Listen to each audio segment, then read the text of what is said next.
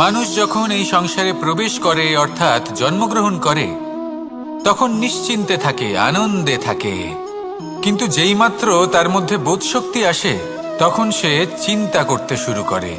চিন্তা ভবিষ্যতের, সেই সমস্ত বিষয় নিয়ে চিন্তা করে যা ওর হাতে নেই।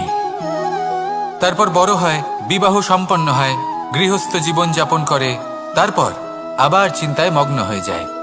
ভাবে এই যে আমার পরিবার, আমি কি ঠিকমতো তার খেয়াল রাখতে পারছি?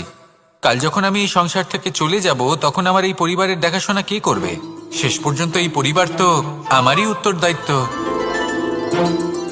যাক, আপনাকে একটা প্রশ্ন করি।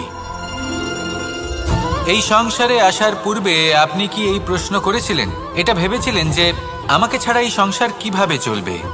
করেননি, তাই তো? তাই আপনার এটা নিয়ে দুশ্চিন্তা করার প্রয়োজন নেই যে আপনি যখন এই সংসার ত্যাগ করে চলে যাবেন তখন কি হবে।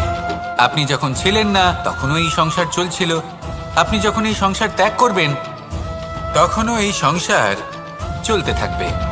যদি কোনো বিষয়ের প্রভাব থাকে তা হলো আপনার আজকের তথা বর্তমানের কর্ম, অর্থাৎ আজ আপনি কি করছেন, কার জন্য মঙ্গল করছেন, কাকে প্রেরণা দিচ্ছেন, কাকে সাহায্য করছেন, কোন উদাহরণ প্রস্তুত করছেন। আপনি এই সংসারে যে ছবি অঙ্কন করবেন সংসার সেটাই মনে রাখবে।